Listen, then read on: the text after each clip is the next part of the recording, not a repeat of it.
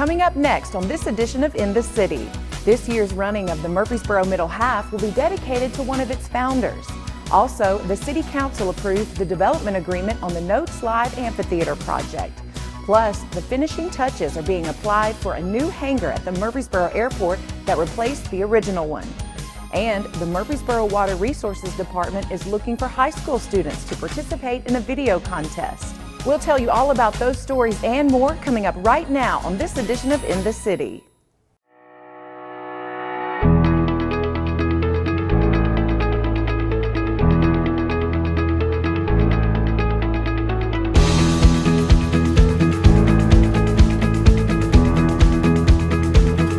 Welcome to another edition of In the City, your source for what's happening right here in the city of Murfreesboro. I'm Michael Linn White. One of the late co-founders of the Murfreesboro Middle Half Marathon will be honored at this year's race. It will be with heavy hearts this year for the running of the Murfreesboro Middle Half Marathon. Miles Tate, the co-founder of the race, passed away this year, April 4th, 2022, at the age of 62. Running for Miles started as a hobby, but turned to a passion as Miles ran 50 full marathons, the Boston Marathon being 4 of them. Miles served on the board of directors for the Middle Half with passion. 2 board members and close friends talked about the type of human being he was. If you say running in Murfreesboro, you can easily associate that name with Miles Tate. So I can say he was compassionate, he was passionate, he loved hard, he cared tremendously about his community, and just share his love with running with everybody in this community. You know, to be honest with you, running brought us together, but our friendship grew through just the kind of person Miles was. I mean, he was an unbelievable friend, a great example of what a father meant, what a husband meant, and what a friend meant. I mean, he was unbelievable dad, unbelievable husband, great pops to his grandchildren, and he was just a great friend. Murfreesboro Parks and Recreation's marketing coordinator and Miles' wife for 41 years talks about how the idea of the Middle Half was started. So my husband and daughter and I were on our way back from the Myrtle Beach Marathon, and once again my husband said there should be a half marathon in the fall in our area because there isn't one. And my daughter in the back seat said, I'm just going to start one myself. And so that's all it took. Miles knew about the running part of it. I had a background in marketing, and my daughter is a super organizer. And we knew a lot of people in town that could help us out. So we thought we had planned the whole thing on the back of the hotel receipt.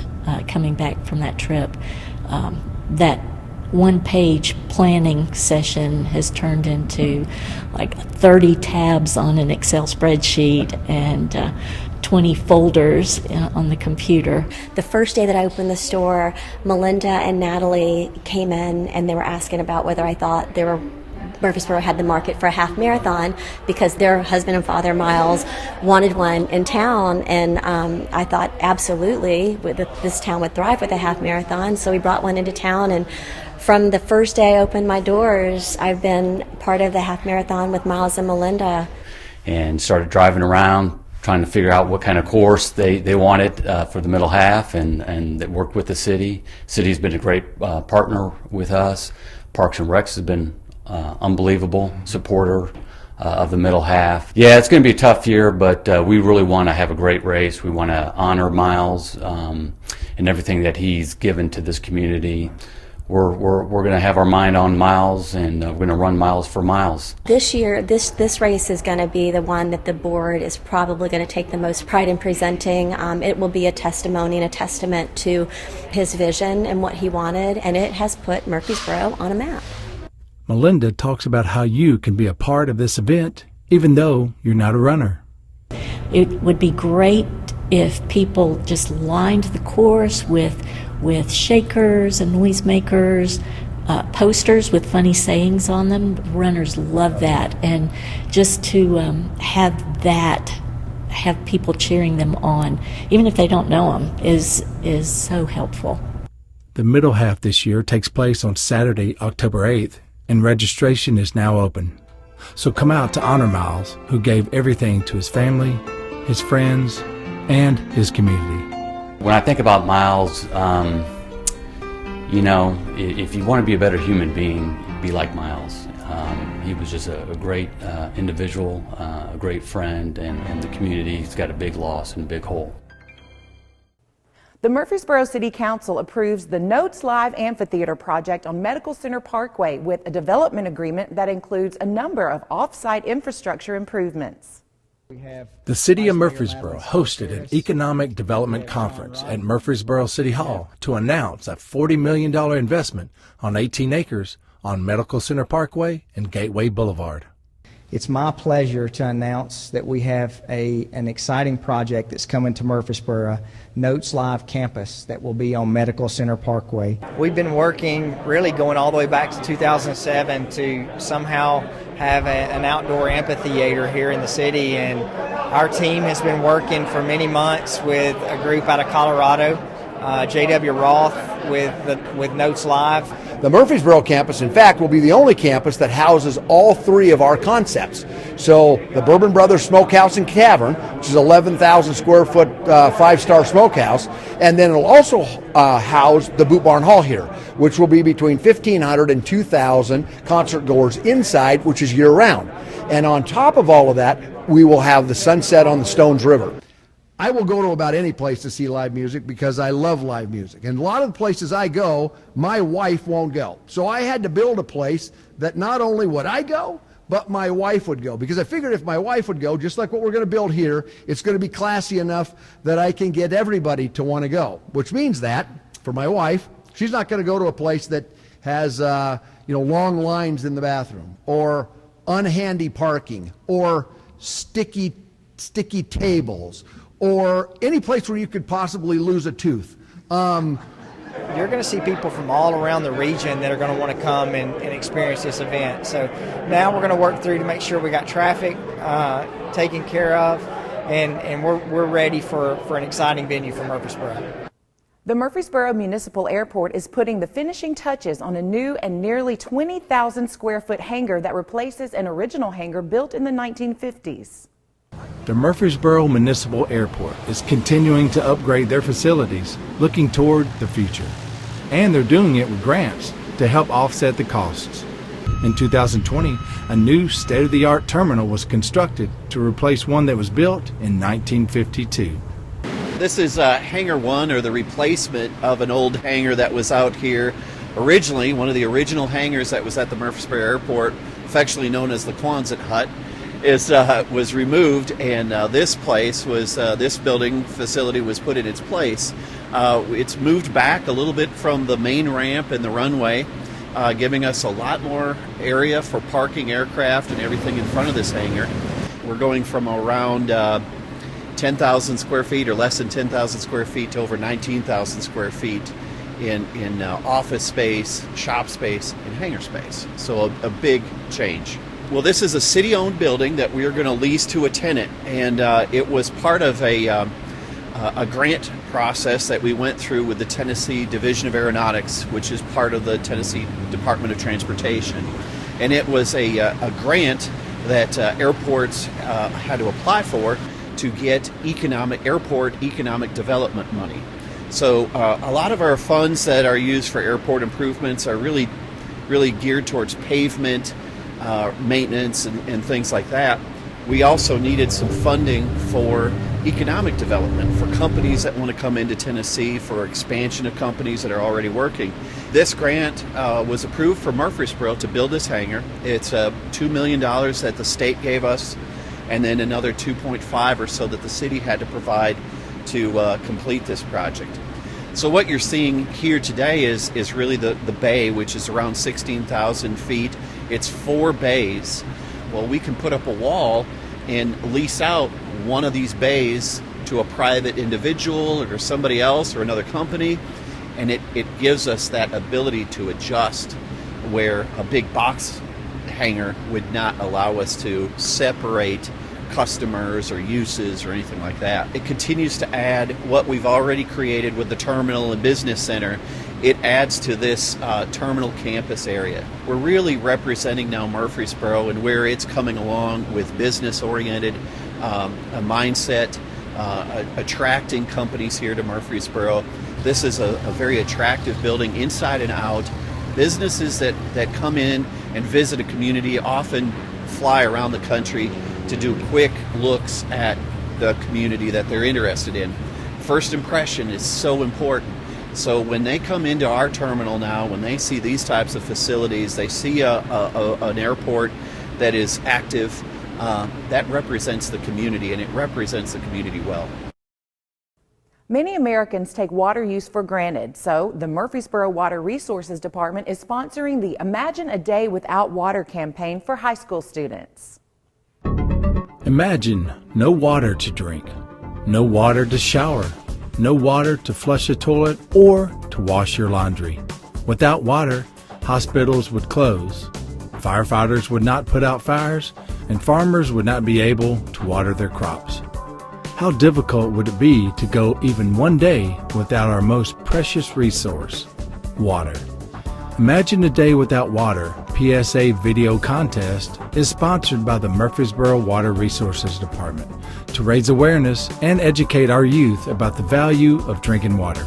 The reason why we add infrastructure to maintain our water lines, our sewer lines, our storm drains, how important that is. And this was a perfect project. So Imagine a Day Without Water was started by other thoughtful people in the United States to help the community, the customers know that it takes money to make sure that the water that they're enjoying and then the wastewater that we're disposing of, that they can continue to enjoy that for years and years to come.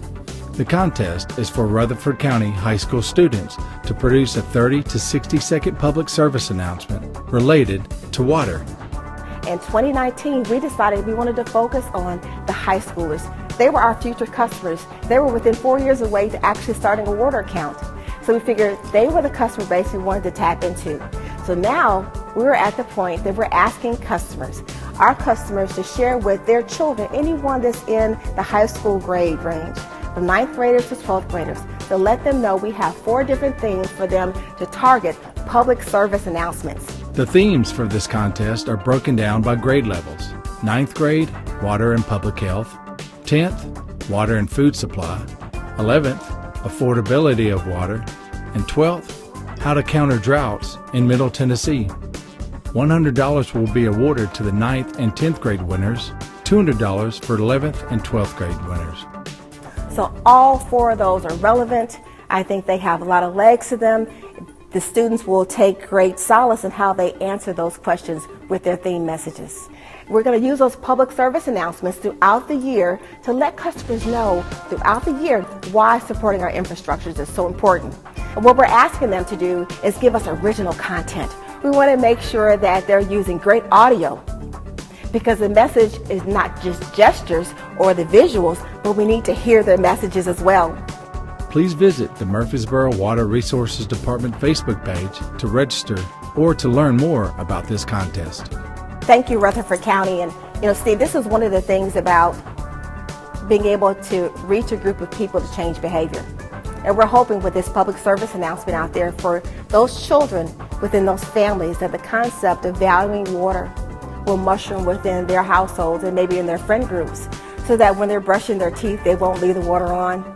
They're choosing to use high efficient products so that they're not wasting water, because every bit of drop of water that we preserve, it's here to be used later. Ask your high schoolers to participate in this public service announcement. You will be amazed at the benefit to their families and to our community. Thank you for submitting and supporting our Imagine a Day Without Water public service announcement video contest. Murfreesboro City Council welcomes 2 new faces, and Madeline Scales Harris is elected to another term. We caught up with the winning candidates on election night. 2 new faces are joining the Murfreesboro City Council. Jamie Averwater and Austin Maxwell are excited to start their journey serving the city, and Madeline Scales Harris is honored to stay on for another term. I just want to thank the people of Murfreesboro for believing in me for 4 more years. And one thing that bothers me that I'm going to work on, they said, what have you done since you've been in office? I can talk about the soccer complex. I can talk about the tennis complex, the Doug Young Center, the new police stations, 3 new schools. I can talk about all of that. But one big thing that bothers me that I'm going to work on is the people. I met so many people as I was campaigning this time that are hurting. They have so many needs. So I want to concentrate on the people. Coming in second is Jamie K. Averwater. Jamie is an attorney and is passionate about serving our growing community. It's going to be a lot of work, no doubt. I learned that with Planning Commission, but thankfully, I think with my law degree and my dedication and my hard work, I have no doubt that the long nights and the learning will pay off. So I'm really excited about it. Jamie says one of the first things she wants to focus on is recycling. Something I've talked about a lot on the campaign trail is a recycling program. I'm really excited to dig into that and start to learn the ins and outs of how we can implement that here in our city so we can be more competitive with other municipalities that have recycling programs. Coming in third is Austin Maxwell, who served our country in the military and is now ready to serve Murfreesboro residents. In the military, I always valued the opinion of everybody from the lowest private to, my second in command. Everybody has 2 ears, 1 mouth. So you lead by listening. You listen to those. That's how you discover problems, and that's how you also discover the solution. I don't have all the ideas, but hopefully through an open and honest dialogue with every constituent out there, we can create a better Murfreesboro moving forward. Maxwell says the growth and opportunity in Murfreesboro makes him excited about the future. We've got great opportunities in this city to bring in more corporate partners. There's just a lot of opportunity in this city and a lot of opportunity in our area for people that keep coming here. They don't come to Murfreesboro because it's a bad place. They come because it's a great place. Mayor Shane McFarland was reelected for another term and talks about the support of his family and how Murfreesboro is coming out on top after some tough years. I've been blessed because I have a great family. My wife, my 3 boys. My mom has kept our boys every Thursday night for almost 20 years now. My mother-in-law, father-in-law, my dad, they all pitch in. And so, these last 4 years have been tough because we've gone through, protests and pandemics, and we've had all these things that have come up that have been really tough. I mean, it has been the last 4 years, it's been tough for elected officials because there's really not been any decision you make, you can question that decision. So, I'm proud of Murfreesboro. I'm proud of how we've weathered the storm over the last many years. Mayor McFarland says he is proud of our city and proud of not only the election winners, but for everyone who put themselves out there to serve. No matter whether you agree, any of the residents are not always going to agree with the decisions that your elected officials make. I like to say that if you're looking for elected officials to make you happy, then you're going to be disappointed all the time. I mean, I think as a community, we're very blessed in the way that we represent ourselves, the things that we have at the city. But, to all those who did put themselves out to run, it takes a lot of work. So, obviously it's easy to say as a winner, but, to those that weren't successful tonight, I want to say thank you for being able to represent yourself and to be able to represent your ideas, because it all makes us work harder. Murfreesboro law enforcement officers are focusing on traffic safety in school zones as students return to school. A team of officers all across Murfreesboro and Rutherford County will concentrate on drivers speeding in school zones, using cell phones while driving, and failing to wear seatbelts. Murfreesboro Police Lieutenant Greg Walker said officers will have an increased presence at Murfreesboro City schools and private schools. We have crossing guards at every city school and then 3 of the private schools. So we wanted to basically get out there, and now that school's back in session, maybe a lot of people moved here over the summer. A lot of people aren't used to seeing the lights flashing and kids getting back into the routine of crossing the street or going to school and things like that. So we just want to really increase officer visibility and safety for kids that might be riding their bikes, walking to school, or in the vehicle with their parents. When the yellow lights are flashing, the school zone is active and the speed limit is reduced to 15 miles an hour. Under Tennessee law, if drivers speed in a school zone, that constitutes reckless driving and the driver can be arrested, lose driving privileges, and have the vehicle towed and impounded. It's frustrating seeing the amount of violations of people not paying attention, either speeding through the school zone that's supposed to be 15 miles an hour, or they're playing on the phone while they're trying to get their kid to school, A lot of parents that we saw didn't even have their self or their children restrained, trying to get them to school. So basically that's all we do, is try to really bring awareness to speeding, being on the phone, and not being buckled up going through these school zones. The Highway Patrol and the Sheriff's Department and Smyrna and these other agencies are also sending personnel out to their school zones in their jurisdictions, doing basically the same things we're doing, increasing officer presence and trying to deal with violations as they see them. If there's one school, for instance, in Murfreesboro that sticks out and has just, way more violations than other school zones, then we'll team up as a task force and really saturate that area after this initial 2-week period. I just wish people would pay better attention, watch their speed, make sure they're buckled up, make sure their kids are buckled up. If people are on their phone and not paying attention, obviously that could not end well. Multimedia producer Steve Burris spent part of the first day of school for kindergartners in a local Murfreesboro City school.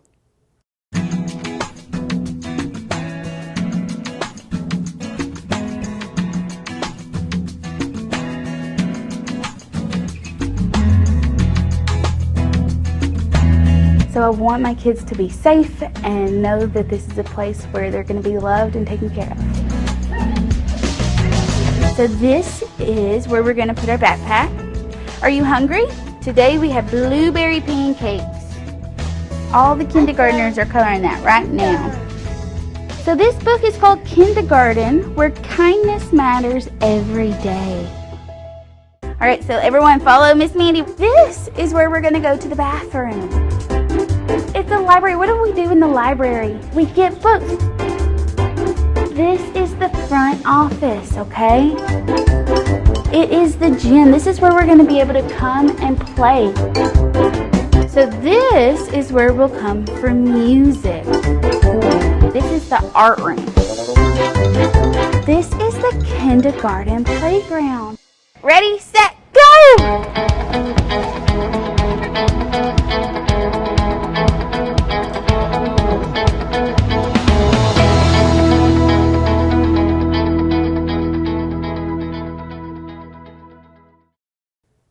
The Murfreesboro Parks and Recreation Department holds a family-friendly concert featuring award-winning singer and songwriter Roger Day.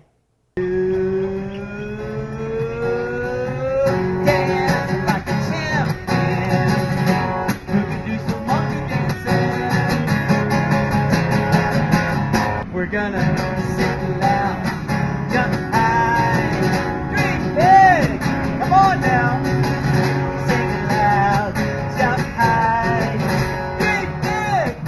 As the curtain comes down on summer vacation, Parks and Recreation made one final curtain call with an outdoor family concert featuring an award-winning performer who is known to fuel the imagination of children with infectious tunes and rhythms. Roger Day takes families and young audiences on an action-filled adventure that exercises both mind and muscle. Ready? It's a no cheek kiss. Mwah, mwah, mwah, mwah. Ouch! Roger Day music is infused with humor and silly observations about the world around us, and this makes children laugh and think. Push your wings really fast. Oh yes, I want the mosquito. Turn around, show everybody how to do it. Oh yes, I want the mosquito. A mosquito burrito. I like to smash them with my hands too. I spread them on a tortilla. Roll them up and take a bite though. Rub my stomach while I swallow. If you really my amigo. Song after song, Roger Day and his original children's music gives flight to the imagination and encourages kids to shake up their brain and be invincible.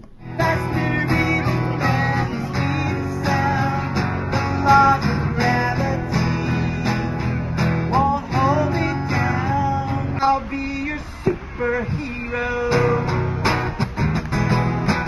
Hey Mom, where's my mask? Now, no Parks and Recreation event would be complete without an opportunity for the children to create something for themselves. So MPRD added a pop-up art station for the youth to enjoy.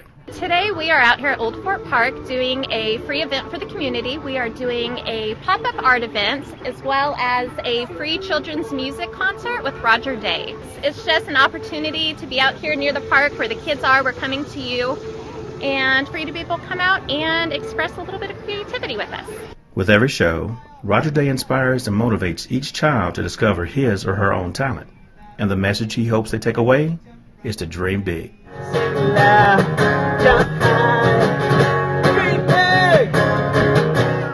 For more information on programs and events sponsored by the Murfreesboro Parks and Recreation Department, pick up a copy of the Rec Connection or go online to www.murfreesboroparks.com. The Pollinator Plot next to Old Fort Park is thriving after years of planning and preparing. Plots like this are essential to keep our native plant and animal species thriving. There's about an acre of land beside Old Fort Park that might look like a bunch of random weeds and flowers, but it's actually the result of over 2 years of work and planning. We're at the Pollinator Plot at Old Fort Park. It's a project we started a few years ago in response to some kind of community request, which we were happy to oblige. First step of this project was the process of preparing the soil for native plants by clearing out Bermuda grass and other invasive plants. So in any restoration or installation effort, you have to absolutely prepare the site. The chances of invasive species being in there, these are vigorous plants that come out first and leave late and take over. The next step was to get the right mix of seeds. In a pollinator plot, depending on the seed species, you need certain requirements, growing conditions. This is a good spot for your sun-loving species, which we have a lot of. So the seed mix that we selected is compatible with this site. It gets full sun all day for the most part, except for here under the trees, and we have a separate mix for that. This plot is now in its first growth year. Right now there's a lot of flowers, but over the years there will be more of a mix of grasses and other plants. Some of the things we put in, well, a lot of forbs, a lot of wildflowers, and we will add native grasses as we go along. Actually, I've already added a few native grasses to kind of recreate a truly diverse system. It's definitely worth taking a walk by this spot as it's doing what it's intended to do, which is to attract animals and insects that are essential to the healthy environment. As we watch the pollinators come in, which we have been seeing a lot of that. Earlier I saw monarch caterpillars on the milkweed. I'm seeing goldfinches come in, a lot of skippers, other kind of butterflies, a lot of native bees I've seen out here now, species that were not here before. So in short, if you build it, they will come. Even though this plot looks kind of wild, there is a process to help keep it healthy and maintained. Bush hogging, and we hope to incorporate prescribed fire at some point. That will keep those things in place. So management, once those routines are established, is much less than, again, mowing every 2 weeks. While Murfreesboro Parks and Rec wants the community to enjoy this thriving spot, they do have a few requests. As these flowers come in and we know that they're pretty and you want to pick them, they are not for us. They're for the wildlife. We're trying to support our declining pollinator species, and as hard as it is to resist, we would ask that you please refrain from picking the flowers if you can. Outdoor Murfreesboro encourages anyone to make their own pollinator plot and are willing to help you get started. It's something that maybe not you would want to do this big in your yard, but if you ever wanted to do just a small portion of your yard with this type of thing, I'm happy to guide that effort, suggest potential resources and strategies to do it. This plot is just another way Murfreesboro Parks and Rec works hard to preserve our natural resources in a city that's growing by the day. For more information on this and many other projects, visit murfreesboroparks.com. For CityTV, Michael Linn White. Well, that's it for this edition of In the City. As always, for more information about the city of Murfreesboro or any of the stories you've seen here, you can always visit our website at www.murfreesborotn.gov. And if you want to see any of the stories that you've seen today or catch up on some of the latest city news, you can always visit the City of Murfreesboro's YouTube channel. I'm Michael Linn White, and until next time, we look forward to seeing you in the city.